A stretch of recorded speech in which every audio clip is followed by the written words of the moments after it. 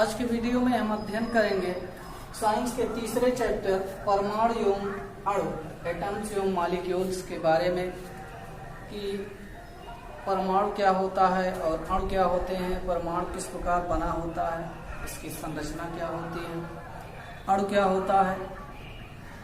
तो प्राचीन काल में ही लोगों का ये मानना था कि दुनिया में जितने भी पदार्थ हैं या संसार में जितने भी पदार्थ हैं ये छोटे छोटे कणों से मिलकर बने हुए हैं।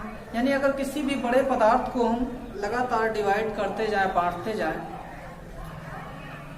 तो छोटे छोटे कण या छोटे छोटे पदार्थ प्राप्त होते जाएंगे और अंत में एक ऐसी स्थिति आएगी कि ऐसा छोटा कण या सूक्ष्म कण हमको प्राप्त हो जाएगा जिसको और अधिक विभाजित नहीं किया जा सकता। तो इसी आधार पे इन्हीं सूक्ष्म कणों को परमाणु से जोड़कर देखा गया कि यही परमाणु हो सकता है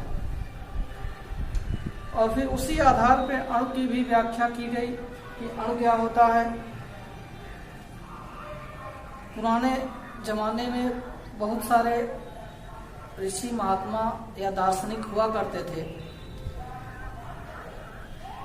जो विज्ञान के सटीक अनुमान लगाते थे अपने तथ्यों के द्वारा, अपनी जानकारी के द्वारा, अपने पुराने तौर तरीके, पुराने अनुप्रयोगों के द्वारा ही वो जानकारी निकालते थे और उसमें से काफ़ी सारी जानकारियां आज विज्ञान के इस विकसित दौर में भी काफ़ी हद तक सही साबित हुई हैं।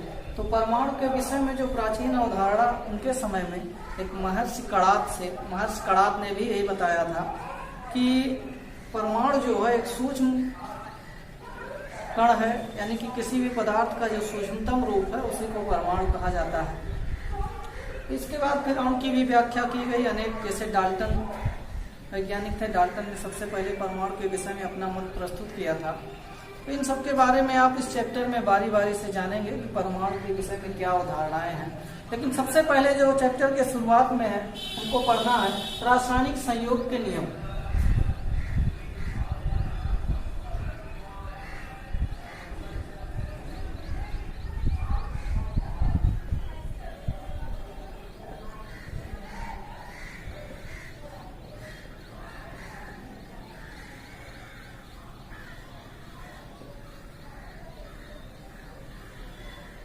रासायनिक संयोग के नियम पढ़ना है, लॉ ऑफ केमिकल कॉम्बिनेशन।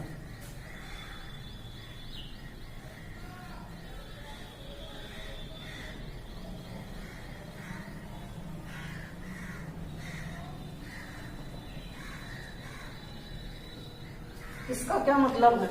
देखिए, इसके पहले आपको तत्व के बारे में, यौगिक के बारे में, मिश्रण के बारे में ये सब बताया जा चुका है और यौगिक बनते समय आपको एक चीज बताया गया था कि विभिन्न प्रकार के तत्वों के एक निश्चित अनुपात में मिलने से जो रासायनिक अपक्रिया होती है और उसी रासायनिक अपक्रिया के घटित होने के फलस्वरूप यौगिक का निर्माण होता है। तो जब विभिन्न तत्वों के द्वारा मिलकर रासायनिक अपक्रिया के फलस्वरूप यौगिक का निर्माण होता है और उसमें यह भी बताया गया था कि उन तत्वों का अनुपात एक निश्चित अनुपात होता है, तो इसी आधार पर यौगिक का निर्माण होता है। अब अनेक प्रकार के यौगिक यानी कि अनगिनत संख्या में यौगिक विद्यमान है, मौजूद हैं संसार में। तो क्या सभी यौगिकों में यानी वो जिन तत्वों से मिलकर बने हैं उनके बनने का कोई सिद्धांत होता है, उनके बनने का कोई रूल है कि ऐसे ही कोई तत्व किसी भी तत्व से क्रिया करके किसी यौगिक का निर्माण कर लेता है? तो ये जो रासायनिक संयोग का नियम है, रासायनिक संयोग का नियम यही बताता है कि जब भी कोई भी एक तत्व या कोई भी एक यौगिक किसी दूसरे तत्व या दूसरे यौगिक से रासायनिक अभिक्रिया करता है तो वो कुछ न कुछ दिए हुए नियमों का पालन करता है और विभिन्न प्रकार के अनुप्रयोगों के पश्चात यानी काफी सारे एक्सपेरिमेंट करने के बाद ये निकाला गया कुछ ऐसे नियम हैं जिनको ये तत्व या यौगिक रासायनिक अपक्रिया के दौरान फॉलो करते हैं और उन रूल्स का पालन करते हैं। तो वो कौन कौन से नियम है रासायनिक संयोग के, यानी जब भी तत्व या यौगिक आपस में क्रिया करते हैं तो कौन कौन से ऐसे नियमों का पालन होता है, ये चीज आप रासायनिक संयोग के नियम में जानेंगे। तो यानी कि रासायनिक अपक्रियाएं जितनी भी होती हैं वो इन रासायनिक संयोग के किसी न किसी नियम को फॉलो करती हैं। इसमें से कुछ नियम है। सबसे पहला जो नियम है द्रव्यमान संरक्षण का नियम।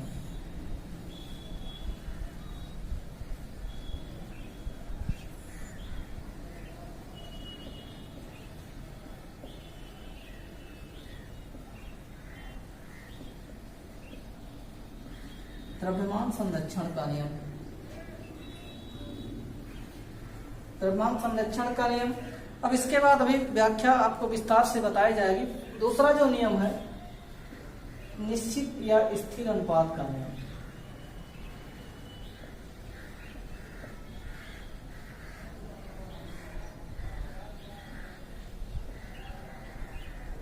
यानी ये दूसरा नियम है स्थिर या निश्चित अनुपात का नियम।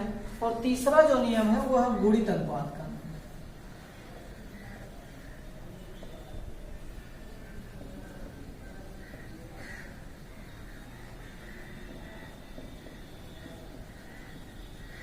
गुणित अनुपात का नियम है।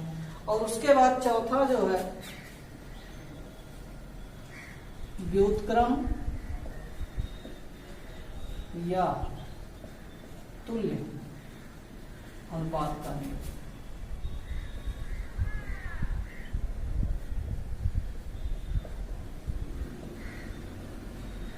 और पांचवा है सबसे लास्ट, ये है गेल-लुसाक का गैसीय आयतन संबंधी नियम।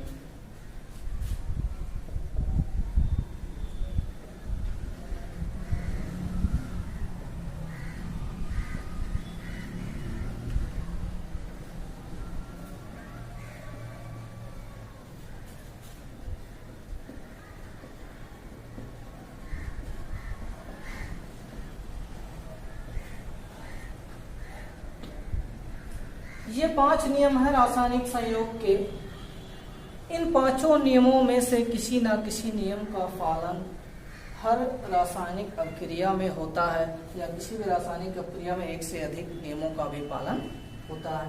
यानी कि जब भी 2 या 2 से अधिक यौगिक आपस में क्रिया करके कोई नया उत्पाद बनाते हैं, नया यौगिक बनाते हैं, तो इन्हीं रासायनिक अभिक्रिया के नियमों में से किसी ना किसी नियम का पालन होता है।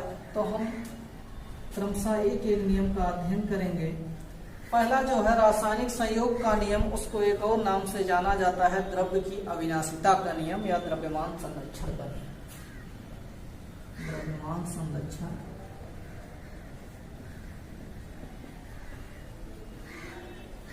या द्रव्य की अविनाशिता का नियम।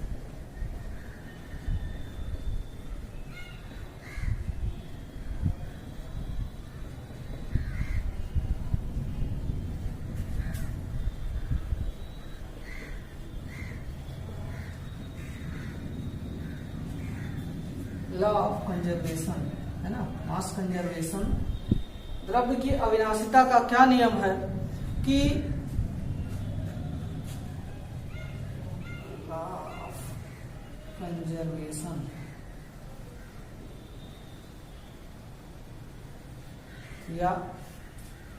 यानी कि द्रव्यमान संरक्षण का कंजर्वेशन ऑफ मास अथवा किस प्रकार का इंडेस्ट्रक्टिबिलिटी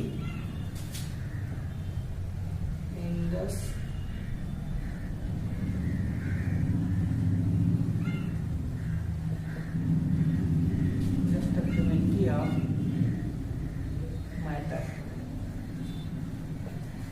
यानी कि द्रव्यमान संरक्षण का नियम या द्रव्य की अविनाशिता का नियम। ये नियम क्या कहता है? इस नियम को एम बी लोमोनोसोव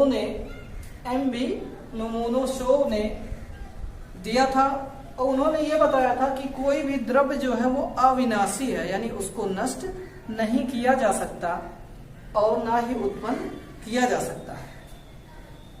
यानी किसी भी द्रव्य के, यानी कोई भी पदार्थ है, उसको नष्ट नहीं कर सकते और उसको ना तो उत्पन्न किया जा सकता है। इसके पहले भी एक नियम द्रव्यमान संरक्षण का है, उसी पर यह आधारित है कि कोई भी द्रव्य है ना तो उसको उत्पन्न किया जा सकता है और ना ही नष्ट किया जा सकता है। यानी किसी भी इसके अनुसार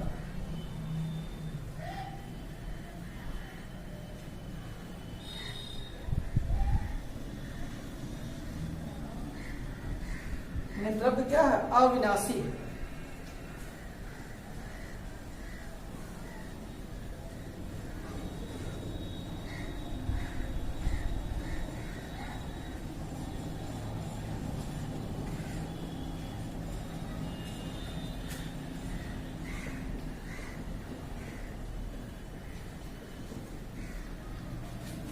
नष्ट किया जा सकता है।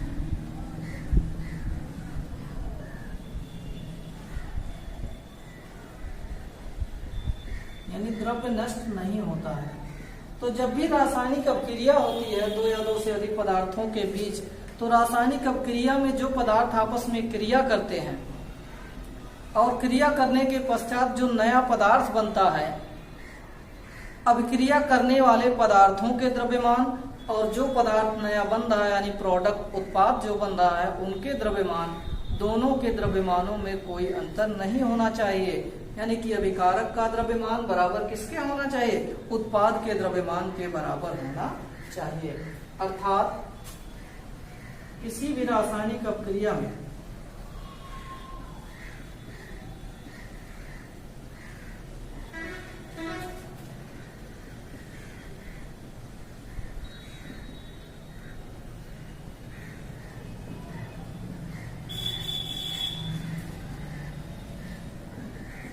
रासायनिक अपक्रिया में भाग लेने वाले पदार्थों यानी अभिकारक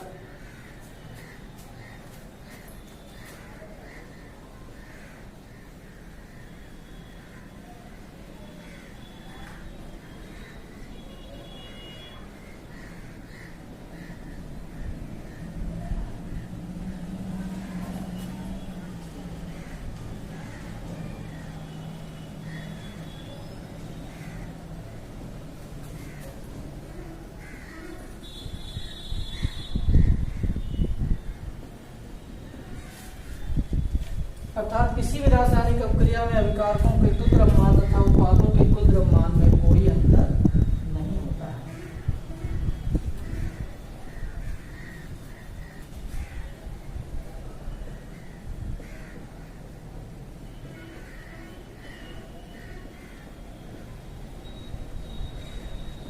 यानी इस आधार पे ये स्पष्ट हो जाता है कि अभिकारक का द्रव्यमान और उत्पाद का द्रव्यमान दोनों बराबर होना चाहिए। क्यों?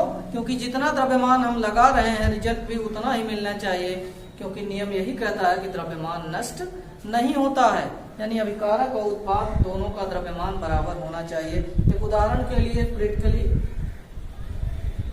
माना गया है कि जब कैल्शियम कार्बोनेट यानी चूना पत्थर का विघटन किया जाता है CaCO3, इसका विघटन जब किया जाता है तो दो चीजें हमको मिलती हैं, calcium oxide plus carbon dioxide gas. Calcium carbonate के विघटन के फलस्वरूप कैल्शियम ऑक्साइड और कार्बन डाइऑक्साइड गैस मिलती है। अब यहाँ ये अभिकारक है और ये उत्पाद है। तो अगर ये माना जाए कि 100 ग्राम कैल्शियम कार्बोनेट का विघटन जब कराया गया तो ये पाया गया कि कैल्शियम ऑक्साइड जो है उसका द्रव्यमान 56 ग्राम है ठोस, और ये कार्बन डाइऑक्साइड गैस के रूप में मिल रहा है, इसका द्रव्यमान 44 ग्राम है। और अगर दोनों को हम जोड़ेंगे तो 56 प्लस 44 ये कितना हो जाता है 100 ग्राम। यानी अभिकारक का जितना द्रव्यमान है 100 ग्राम, उत्पाद का भी उतना ही द्रव्यमान हो रहा है। तो इस आधार पे द्रव्यमान संरक्षण के नियम का पालन इस अभिक्रिया में हो रहा है। और ये भी स्पष्ट हो जा रहा है कि कैल्शियम कार्बोनेट का विघटन करने पर यही दोनों प्रोडक्ट बनेंगे, यानी इसके अलावा कोई ऐसा प्रोडक्ट नहीं है जो छिपा हुआ हो, क्योंकि जितना द्रव्यमान हमने लगाया था वो इन दोनों से टोटल प्राप्त हो जा रहा है। तो इससे ये भी पता चल जाता है कि किस प्रकार के अभिकारक के विघटन के फलस्वरूप या रासायनिक अपक्रिया के फलस्वरूप कौन सा उत्पाद बन रहा है और कितनी मात्रा में बनेगा जितना आपने अभिकारक लगाया है। यानी अभिकारक का द्रव्यमान उत्पाद के कुल द्रव्यमान के बराबर होना चाहिए। ये बात कहता है द्रव्यमान संरक्षण का नियम या द्रव्य की अविनाशिता का नियम, कि जितना आप किसी अपक्रिया में द्रव्यमान लगा रहे हैं उतना ही आपको उत्पाद प्राप्त होगा, चाहे वो उत्पाद किसी भी अवस्था में हो, ठोस में हो, द्रव में हो या गैसीय अवस्था में हो, लेकिन तीनों का जब योग करेंगे, आप टोटल योग करेंगे, तो जितना आपने द्रव्यमान लगाया था अभिकारक में उतना ही उत्पाद में प्राप्त होगा। तो ये पहला नियम है रासायनिक संयोग का, द्रव्यमान संरक्षण का नियम या द्रव्य की अविनाशिता का नियम। इस नियम के अनुसार क्या कहा जा सकता है कि द्रव्य अविनाशी है, यानी द्रव्य को ना तो आप नष्ट कर सकते हैं और ना ही उत्पन्न कर सकते हैं। अर्थात जब भी कोई रासायनिक अपक्रिया होगी तो जितना द्रव्यमान आपने लगाया है प्रोडक्ट के रूप में यानी उत्पाद के रूप में, आपको उतना ही द्रव्यमान मिल जाएगा, चाहे वो किसी भी अवस्था में किसी भी रूप में प्राप्त हो। अब इसके बाद फिर दूसरा नियम स्थिर अनुपात का नियम बताया जाएगा विस्तार से आपको उदाहरण के साथ ये वीडियो में।